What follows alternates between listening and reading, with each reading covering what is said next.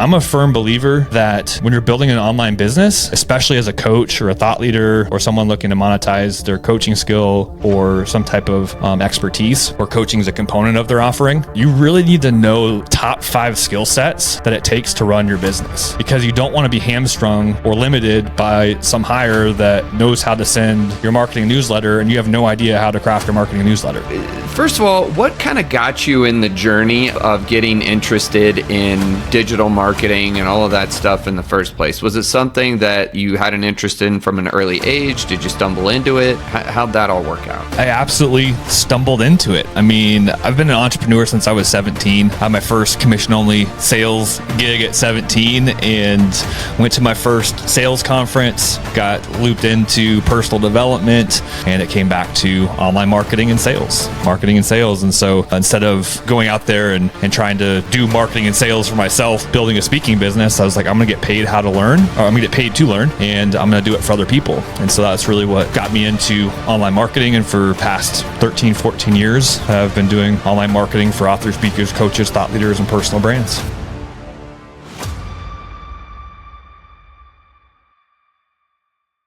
Welcome back to the Coaching Equation Podcast. I'm your host, Ryan Lang, CEO and co-founder of Empire Partners, alongside my co-founder and co-host, Brooke Bishop. What's up, man? What up?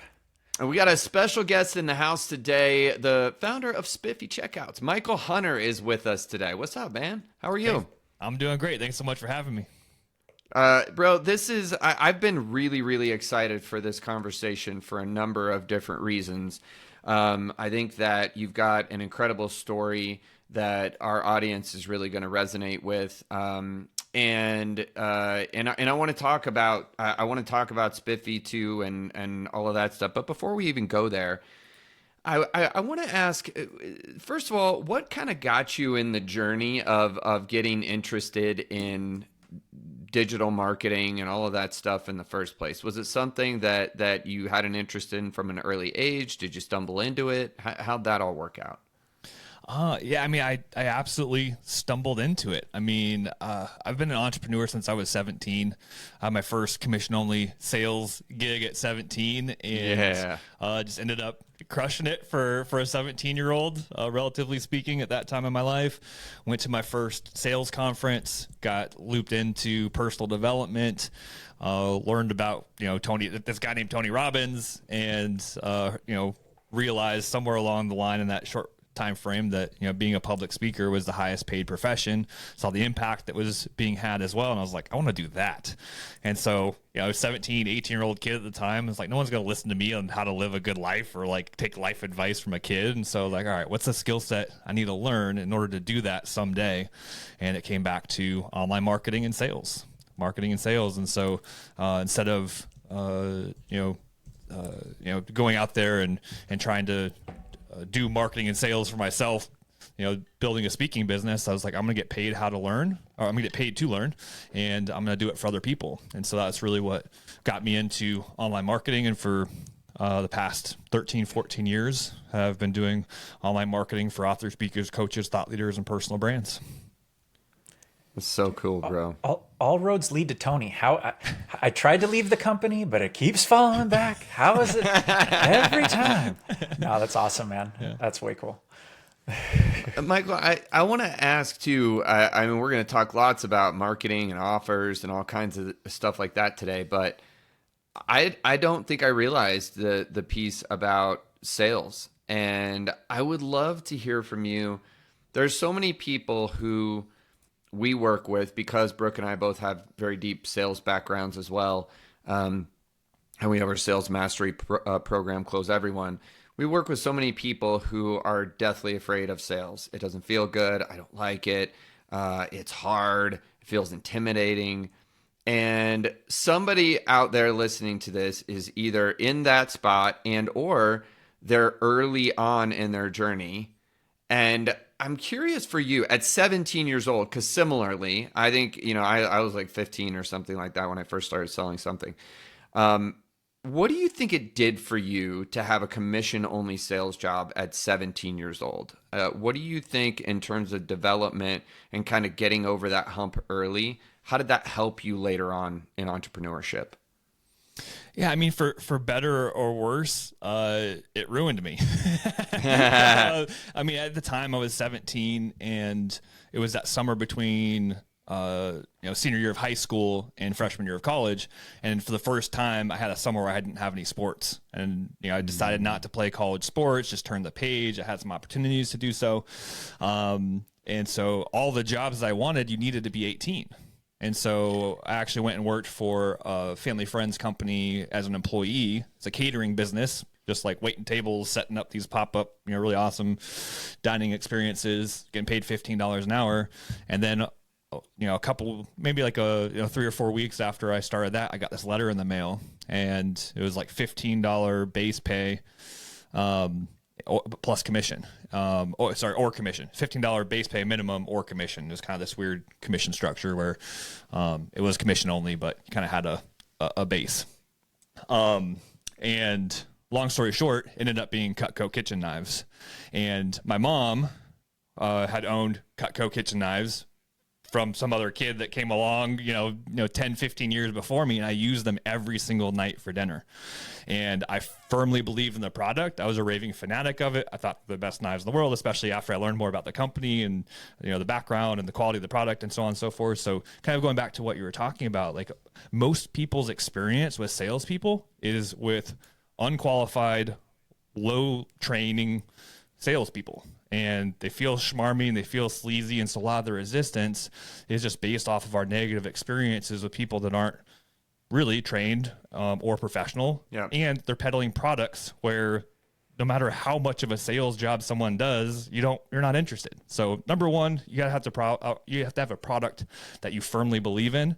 And then it's more of a consultative sales approach, just helping someone make a decision, realizing that your product is actually the best product in the industry and something that's going to add value to their life.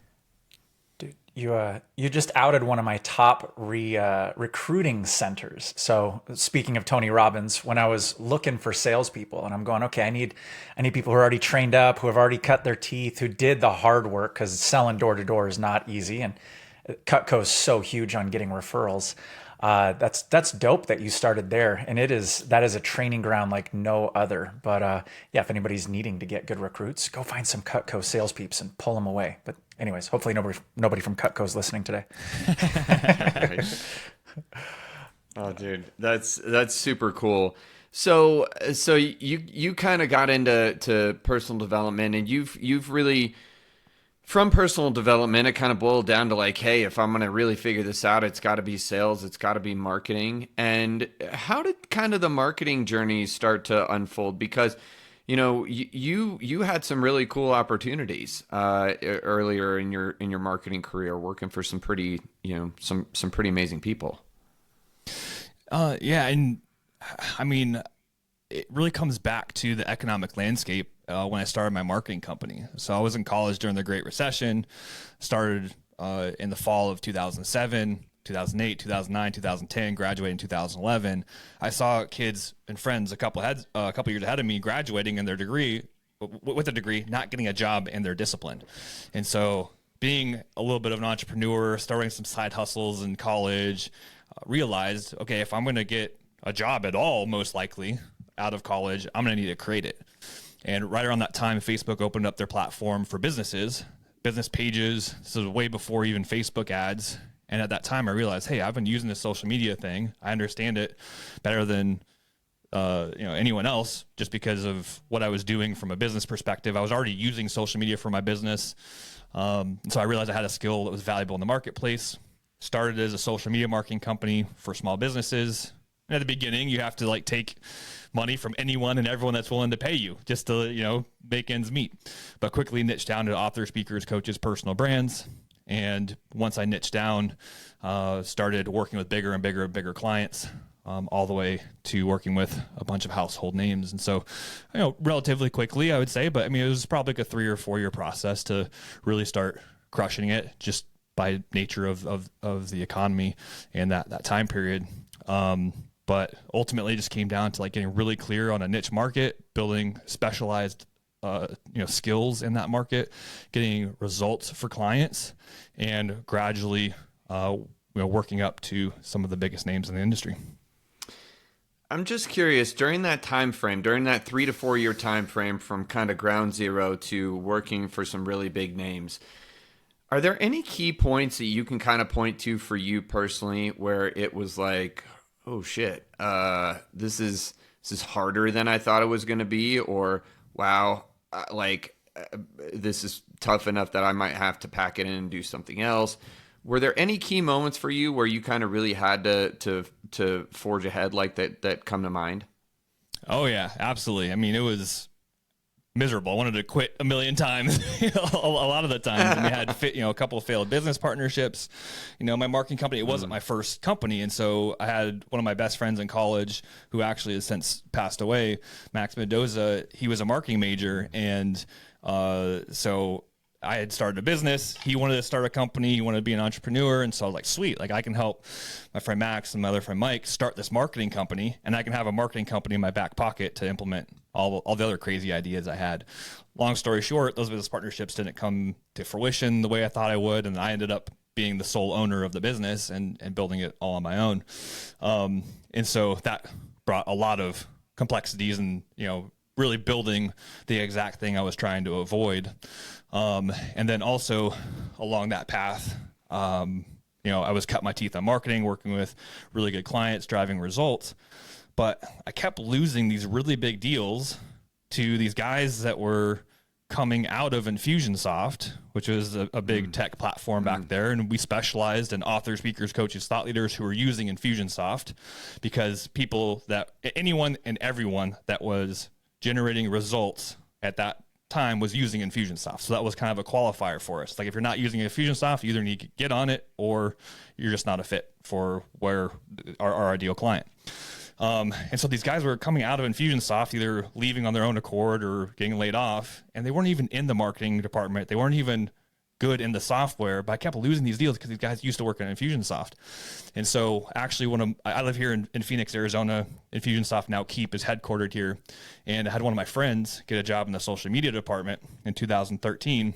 And I basically got recruited to join Infusionsoft's marketing department. And I had a decision to make. And it was like the biggest decision that I had to make in my life at that point in time was like, do I sell out as an entrepreneur and get this job? And, it was a fast growth tech company. I knew I wanted to get into software someday. They had just raised $50 million of funding, which is kind of atypical here in the Arizona market. That's like Silicon Valley numbers. And so, I had a soul searching moment. It's like, in my mind, do I sell out and go get a day job? But it was a strategic move because I knew if I was at Infusionsoft for one day as an official employee, 5 months, 12 months, 5 years, as soon as I left there, I could move forward faster in whatever I did next because it was a credibility booster. I was there for 16 months, got really political as they tried to go public. They ended up not going public, later down the road, but I just went back to being an Infusionsoft partner, running my agency after about 16 months. And sure enough, just because I could say that I used to work at Infusionsoft, my agency blew up. Bro, I love so much that you just told that story because I have a similar story, and I try to explain to people all the time that we all think that it's going to be a straight line from where we are to what we want, and we get so caught up in how we get there, and the truth is that how you get there can and probably should switch and change and be all kinds of topsy-turvy. And truthfully, so many of those moments where we have those big decisions that we have to make are the defining moments. And if we're willing to let go, right? Let go, because I've been there, like the whole sellout thing. And it's like, if you're not willing to let go, though, and go with the opportunity that seems to be in front of you and where the momentum is heading, you can end up stopping yourself and straighten your tracks and even further, prolonging the journey. 100%. I always say sometimes the scenic route is actually the fastest path, because sometimes the direct route, you have to go over the mountains, the valleys, and there's chasms you can't cross, but there's this, paved route. I also talk about moving in 45-degree angles. And so it's something that's been a theme throughout my life as well. Yeah, I'm a firm believer that, the mainstream message of hustle, hustle, hype, hype, moving, get super clear on your goals, burn the boats, no plan B, only plan A. Like, there's a season for that, and that's applicable in some areas, but it's not the end all be all mode of operating for sure. Love that. Will you say a little bit more about the 45-degree angles? I've never heard that concept or that sentiment before. Yeah, I mean, just based off of the context of the story I just told about taking that job at Infusionsoft, like it wasn't just any job, right? It's not like, oh, like this my marketing company, it was working just fine. I actually took a pay cut to go work at Infusionsoft. So it wasn't like I was just taking any random job just to bring bills in. It was like a very, very strategic move. Yeah. And it wasn't in direct alignment with my bigger picture goals. It was kind of a sidestep. It wasn't a direct line from point A to point B. It was like point A to like C over here to go back to B, and I like that. And so ultimately it was just, I realized that move was actually going to help me get to my end goals faster, even though short term, it seemed like I was going out of my way. I love that you asked about that, Brooke, because this is, it reminds me of, I mean, it's kind of a microcosm for how in business we have seasons. We have to have seasons. I think that there's this false belief, especially from people who haven't been there, done that they've got to be in a constant upward, trajectory at all times. If we're not growing, there's some kind of problem. And just the same way as it is in our personal journeys, we've got to be willing in business to, we have an upward growth trend, and then we level off for a minute and we take a breather and we look around and we optimize things, or we take a sidestep for a second to do something that needs to be done. And then we get back on the growth path. And God, that's so wise, man. And I agree, Brooke. I really love the analogy of the 45-degree angle. I've not heard that before either. It's really good, man. It's really good. So when after you kind of got back to the agency, and now you had an opportunity to go and work with some really big players, what was it? You kind of that was when was the moment that you kind of started looking at checkouts specifically? Because obviously you still have stuff going on with the agency. We'll talk about that in a minute, and then there's Spiffy. When did you sort of spotlight Spiffy, and how did that all come to fruition? Yeah, it's a really great question. I mean, it was a process. I mean, we were in the trenches, building out funnels, building websites, writing copy, running ads, just really knowing the ins and outs of our entire space, all the tools in that space, using all the tools, realizing all the limitations of all the tools, hopping from tool to tool to tool, and so we just knew everything about the industry. And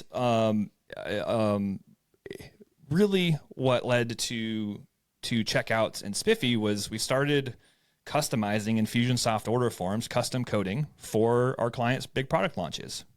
These are big name authors, speakers, coaches, personal brands in the personal development and business kind of thought leadership space.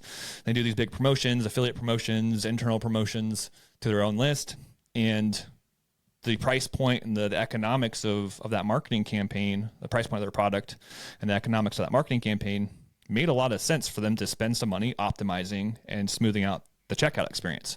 Now, this is back in 2014 and 2015 timeframe. We just realized all of our clients were coming to us because we were doing this very unique thing in 2014 and 2015, creating mobile optimized and conversion optimized checkout pages. And we were charging $2,500 just to build out that single page. We kind of had this code snippet. My business partner, Jeremy Abraham, created this little mobile optimized code snippet that we could just kind of copy and paste, but it still took a lot of coding and development to add all the content and all of the other pieces of the equation to that checkout page. And not everyone can afford to spend $2,500 to build an optimized checkout page. So long story short, we had the agency work with a lot of high profile clients who it was like super stressful. No matter how well you communicated or set expectations or set boundaries, they were always crossed. Everyone wants everything done yesterday. You set a week of vacation 6 months in advance, you get it on the calendar, and all of a sudden halfway through your vacation, someone wants to launch a new product and your vacation goes to, HE double hockey stick and I know this routine. They're paying you a ton of money, so you have to justify it. And so, Jeremy and I, we turned to ourselves like, all right, this isn't in the cards for the next 30 years of our life. We can't raise families doing this. This isn't in the cards. And we both wanted to get into software. And so naturally we went through a process of identifying about 20 different software ideas that we thought could be $1 million ideas, narrowing it down to 3 that we thought could be 20, 50, $100 million ideas, and then choosing Spiffy out of all of those based off of highest opportunity, lowest risk to execute against. So ultimately, choosing Spiffy came down to knowing our industry, being practitioners, seeing the pain points, and identifying an opportunity. Oh my gosh, I just want to encapsulate the last 30 seconds sentiment. That is so brilliant. There's so much that's in there too. Even just one of the words you dropped early in that segment, which was mobile. I cannot tell you how many people don't even think mobile still. And it's like, totally. Holy cow. If your website's not mobile ready, if your checkout cart's not mobile ready, you're leaving so much money on the table. But dude, and not just mobile ready, but optimized for the mobile experience. Oftentimes people think of my competition, they're not super, our competition is Netflix. Our competition is Facebook. These are free platforms or low-cost platforms. The user experience needs to be seamless. So if you're a small business, if you're a solopreneur or freelancer or agency owner building an online business, it's not about who your direct competitor is. Our competition is customer experience. That the $1 billion companies, the $1 trillion companies are setting the expectation for. So good. While we're on the subject of checkouts for just a second, because I'll be totally honest with you. I started really diving into digital marketing 2015, and really for the first 3 or 4 years was just kind of figuring it out on my own and doing what I needed to do to run my own business and that kind of thing. And have done quite a bit more since then. But one of the things that I didn't think about until very recently was you just said something I think that very few people think about, which is conversion-based optimized checkout pages. Most of us, honestly, are just going, well, shit, checkout page. I just slap the thing in there. People are going to put their credit card information in. We're good and we're done.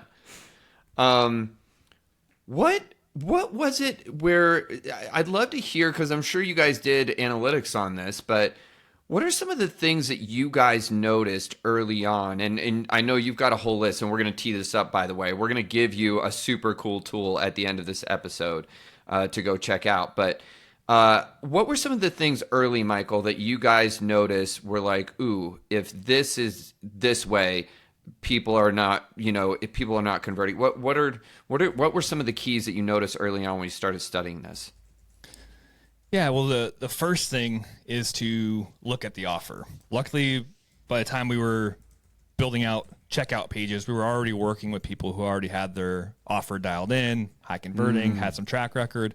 But there's no amount of funnel hacking or conversion optimization tactics or blocking and tackling that can fix a broken offer. So first, you have to have an irresistible offer. And then there's lots of small nuances that you can implement to streamline a checkout experience. So what do you, when you think about that, that's a really, really good point. And when you think about an irresistible offer, we hear this from lots of different places, but in Michael Hunter's world, what makes an irresistible offer? There's a few different things. The biggest place where I think people miss the mark is they know what's in their product, but they don't do an effective job of really explaining what the benefit of getting that result is. So one, your product needs to be able to get a predictable and repeatable result. And we can kind of visualize this as, someone on the left bank of a river and they want to get to the right bank of a river. And your product or service is a bridge that just helps them get there faster. They don't need to get wet. They don't need to spend the time building a boat and trying to navigate the river on their own. Your product is that bridge to help them go from point A to point B. And what tends to happen is people spend way too much time selling the features and the bells and whistles of the bridge versus selling the destination. And ultimately, there's a couple different pieces here that we can get into, but just like three of the biggest pieces, actually the number one biggest piece, and then I'll talk about this concept that I have called the 4 forces that I think is really relevant here. That's really helpful. The first one is just cost to value contrast. And so it's not like what you know that your product is valued at. It's in the mind of your customer. What is the perceived value of your offer? And then making sure that the cost is a ratio of 1/3 to 1/10 of the value. So this is where target market research kind of comes in, getting feedback from ideal customers, presenting an offer, asking, hey, what's your perceived value? What would you price this result at? And then just making sure that what you're actually charging is 1/3 to 1/10 of the perceived value of the offer. When it comes to an irresistible offer, you think about like what's going to get someone to take their credit card out right now and exchange dollars for my product or service. And ultimately, it needs to be a good deal, right? It's like, think about when you go buy something. Like sometimes you buy something you don't even necessarily need. You don't wake up that morning thinking about it, but it's a really good deal. And like you take advantage of it because like, heck, like absolute no brainer. So that's one aspect. I'll roll into like the 4 forces. This is a topic we could like do a whole entire podcast on. So we'll just kind of like talk about it at a high level here, but there's really 4 forces that build up the anatomy of an irresistible offer.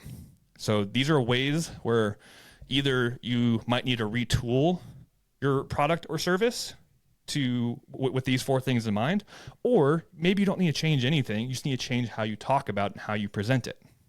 So the 4 forces are effort required, speed to value, certainty of result, and urgency. So if you think about communicating your offer, what is a perceived effort required in getting that result? How fast or how long is it going to take to get that result? How confident am I that you're the person that can help me get that result through your product or service? And urgency, like, is this something that I need to be taking action on now? A lot of times people think urgency is like slapping a countdown timer on a landing page. And, I think the market's a little wise to the gimmicks of that these days. We figured that out by now. Yeah, exactly. But kind of going back to a similar parallel of mobile optimization of your checkout experience, urgency, you're not competing with the other person. If you're a coach, you're not competing with another coach selling their services that might be kind of like yours. You're competing against Netflix. So you have to have your language dialed in as to not only why you, but why now. And the trade-off isn't hiring, why they should hire you or hiring a different coach. Your message needs to be dialed in as like, why should you and I be having a coaching conversation instead of you sitting on the couch watching Netflix tonight? And so those are 4 different ways that you can really start to craft messaging around your offer to really drive urgency, to communicate the value. One example that I use is, Xanax versus meditation, right? Effort required, speed to value, certainty of result, urgency. It's like you can sit and meditate, but it's hard. You have to sit there and you're not good at it at first, and it takes a long time to practice, or you can just pop the pill and get the result instantly, right? So, I'm not, promoting, Xanax as a. We're not promoting Xanax on this show. yeah, sorry. Call Michael for drugs. But it's the best example I can give. I might need to think of a different example. But long story short, it's like, how can you craft your products and services to be more of that immediate solution? And it's not always possible to have that much of an immediate result. But another example that might fit better recently. I was doing a power hour call with a client, and their offer wasn't converting. And it was a free offer. It's like, how do you not get a free offer to convert? But it was this 5-day workshop that they were promoting is this 5-day workshop. And so it's not just about the value of the price, but it's also the time investment. It was too high of a cost. So we dug in and it's like, well, tell me about this 5-day workshop. Like, who the heck has time to go to a 5-day workshop anyway? She's like, oh, well, it's like each day we spend an hour and we go through these different things. And I give them a little assignment and we come back the next day and it's 5 days. I'm like, oh, so it's a 5-hour workshop. It's not a 5-day workshop. So changing her messaging from a 5-day workshop into, hey, in 5 hours, I can get this result that you really need, want, and desire, completely shifted the entire thing. So now she's filling that workshop with a lot more ease. So damn smart. It's a really great example too of how sometimes simple wording can really shift the results that we're getting in terms of what we're putting out there from a marketing perspective. I love these 4 forces, by the way, and I think this is all 100% spot on. One thing that I'd love for you to touch on, because clearly this is something that you're really honed in on. What do you say to somebody who is going, okay, yeah, but Michael, look, everybody and their mother out there right now is promising the instant pill. Everybody. And while I know that in theory I could offer an instant pill, I don't want to, because my expertise tells me that in my particular line of work, if I give someone the instant pill, they're not going to get the long-term result that I know they really want and that I want for them. How do we market something that isn't instant? For a great example, the 3 of us on this call know that if you want to actually build a successful business, you ain't doing that overnight. There is no 8-week workshop to becoming a 7-figure entrepreneur that you're actually going to sustain over time. It takes work. It takes effort. It takes grit, staying power, all of those things. How the hell do we market that and still show that maybe there's more speed to value? I don't know. I mean, help me with that idea. Yeah, usually in all scenarios I can think of, it comes back to symptom versus core problem.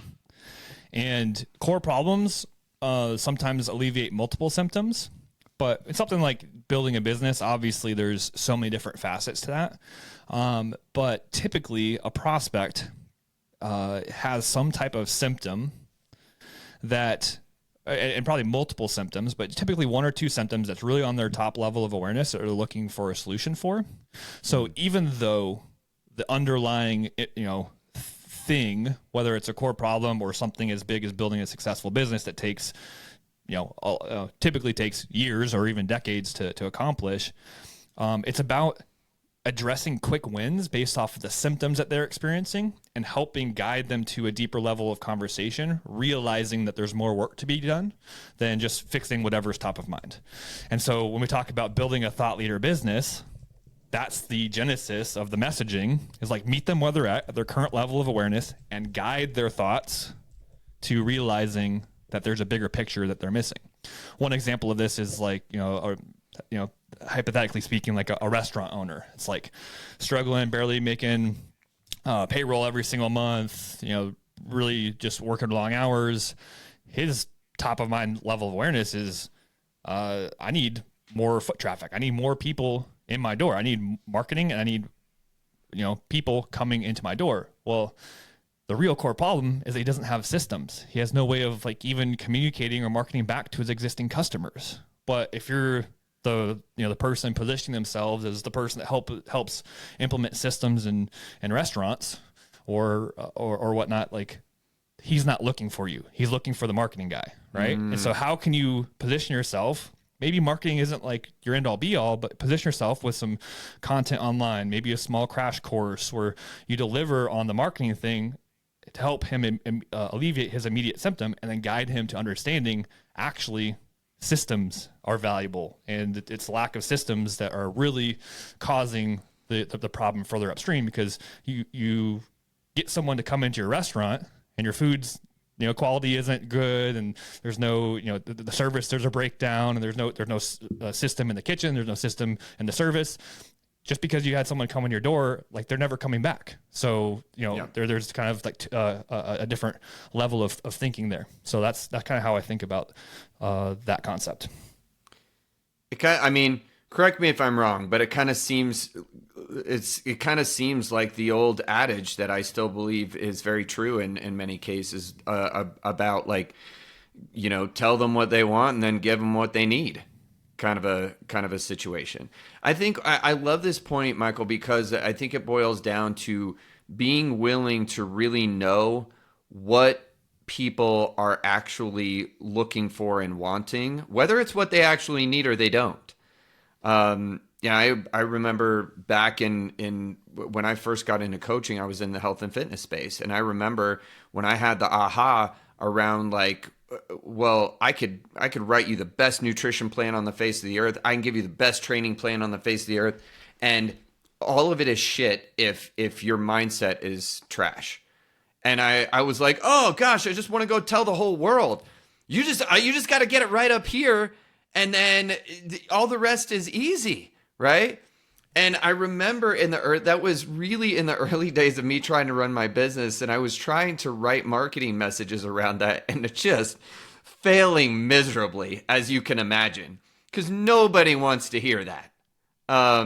Nobody wants to hear that at all. It was always just like, yeah, but what am I going to eat? Yeah, but what's the training plan? Yeah, and I finally got sick of it, and I was like, okay, you know what? If you can't beat them, join them. And I'd talk all about all the nutrition and the training woes that they were going through, and then whack them upside with the mindset hammer when they came in the door. But I love that. I think that's really, really valuable advice.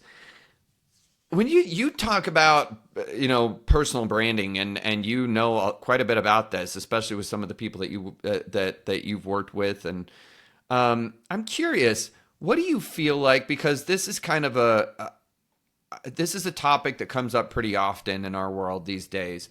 What do you feel like separates the people that build a very successful, actually profitable personal brand versus those who don't? Because you've seen and worked with some of those people. Yeah, absolutely. I mean, we own personalbrand.com. That's our agency that we're running. And so that's our bread and butter, helping thought leaders monetize their message. The number one thing that I think is that isn't said, isn't spoken about, isn't that the light's not shined on it enough, is that we often look at all the big names in the industry and we see what they're doing now, and we try to mimic what they're doing now, but it's not how they got started. And so, being Brendan Burchard's former CMO, I know Brendan intimately, and he was at my wedding. I mean, like he's someone that I worked closely with for several years. And one of the biggest ahas I had in my entire career was the first time I logged into Brendan's Infusionsoft account. I saw how simple his funnels were, how simple his marketing automation was. He focused on messaging. He focused on building a great offer and getting it in front of people. It's that simple. You go to these marketing conferences and predictive AI and behavioral based automated funnels. And if they click on that, then do this and this and that. And it's like, most people don't have enough volume going through that funnel for that to make any difference whatsoever. And so, ultimately, one, it comes back, even our clients today, we usually engage people when they're right around that $1 million mark, and they've gotten there because they've just tried a lot of different things and they're spinning a lot of different plates. And ultimately, our process helps identify how doing less can actually produce more. And so oftentimes, just naturally when you're first starting out, you have to put a lot of irons in the fire and you have to do a lot of different things to see what works, where you're getting traction.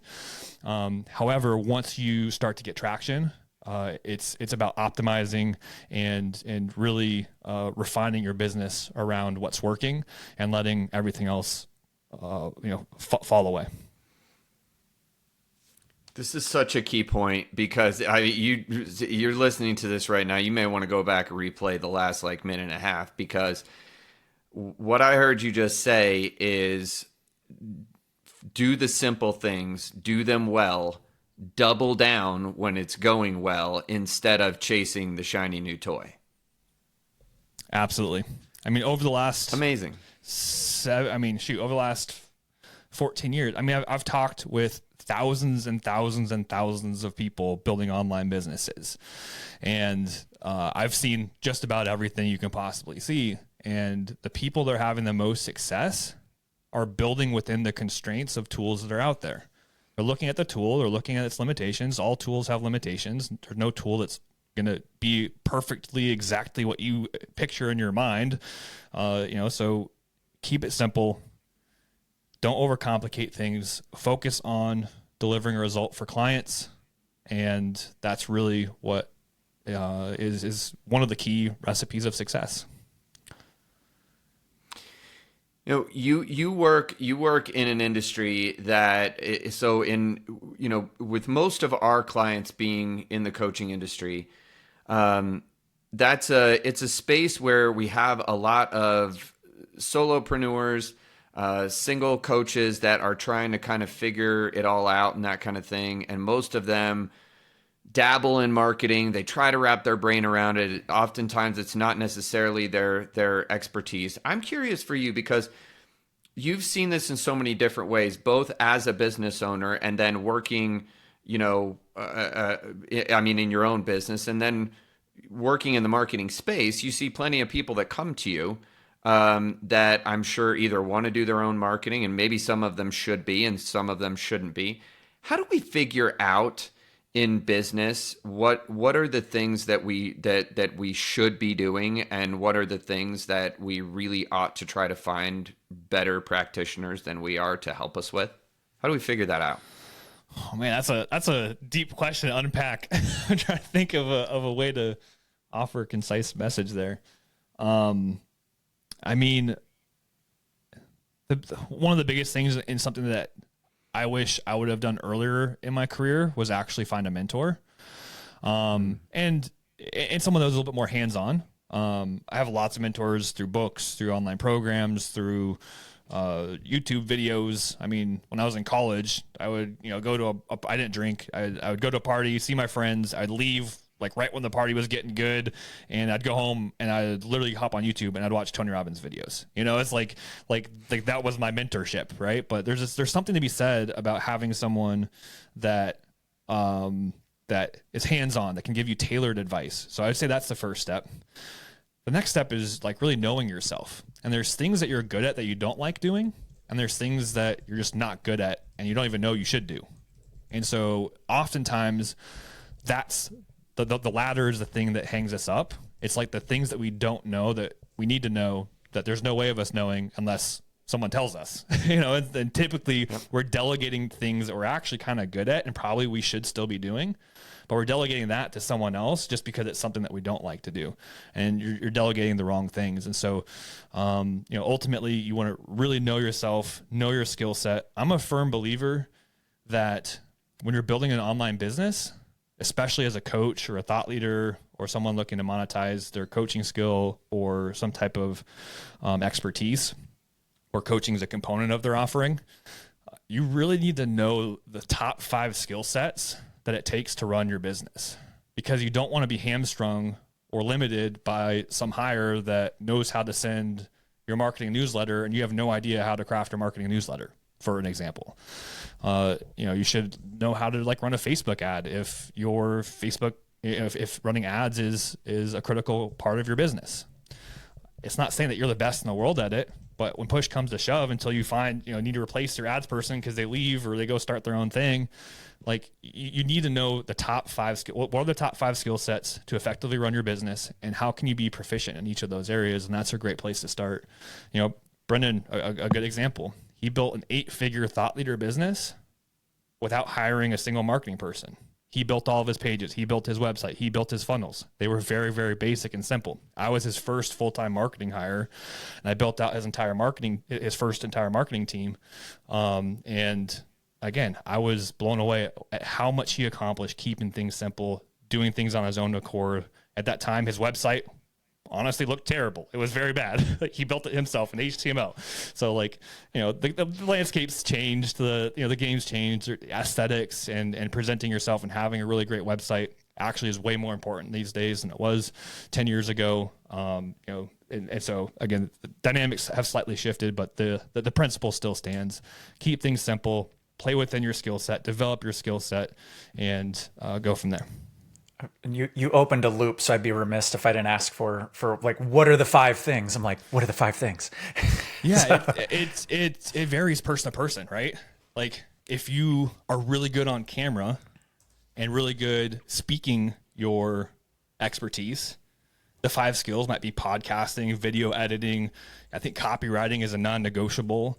I think some type of technical skill, whether it's learning a landing page builder or some type of website software. Back in the day, like, I had to learn how to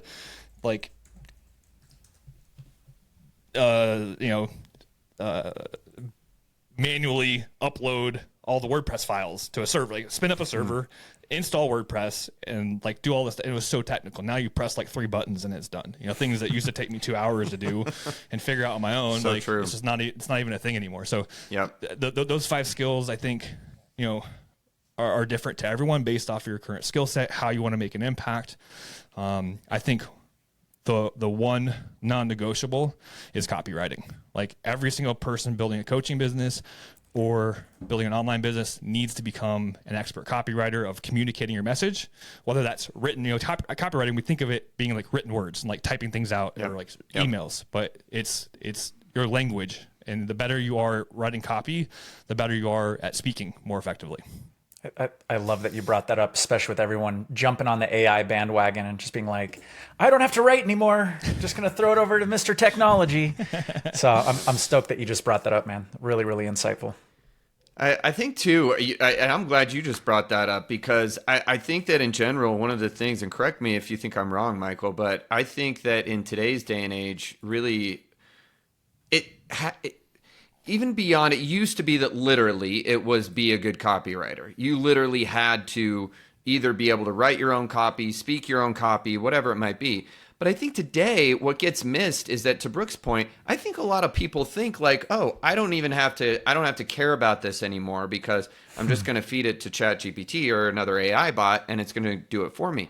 But where I think you're absolutely spot on is that if someone doesn't have an understanding of copywriting, you have no idea if ChatGPT is feeding you back garbage or whether it's good.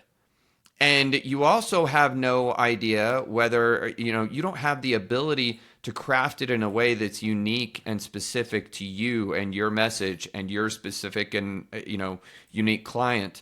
One of our buddies, Steven, who's an AI expert and a marketing geek as well, kind of said, think of ChatGPT as your junior copywriter and you're the senior copywriter, right? Well, if you don't understand copywriting, you can't be the senior copywriter in that scenario. It doesn't work. Totally. And especially in the types of businesses that we work with day to day and your audience, coaches, consultants, authors, speakers, coaches, thought leaders, you might be able to get away with ChatGPT copy to make a quick buck. But then all of a sudden they show up to a coaching call and you can't talk your way into they come to your live event and or you speak on stage and someone's like super excited to see you because you had a huge impact because all of your online stuff is all dialed in because it's rehearsed and edited and cut, and then all of a sudden you're on stage and you can't effectively communicate.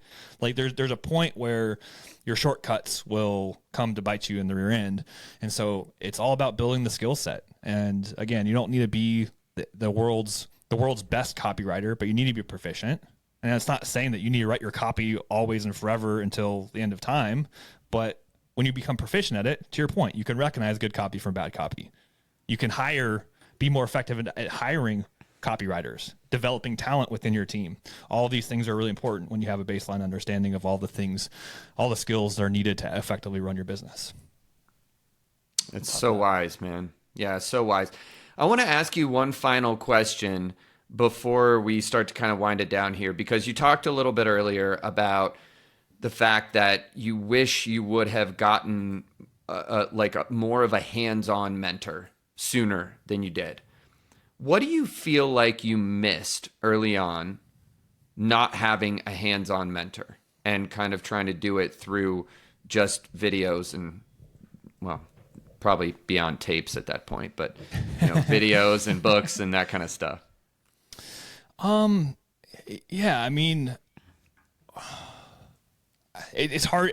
That's a hard question. I don't know what I missed, right? But I mean, like being as retrospective as I possibly could, it just took me a lot longer to get the results that I wanted. I mean, we really established ourselves as thought leaders in an industry. We spoke at a lot of masterminds. I brushed shoulders with a lot of people. I knew all the top people in all the top masterminds, but I never joined the mastermind myself because I felt like I already knew the players. They were past clients. They're people I could make a phone call to and they'd answer.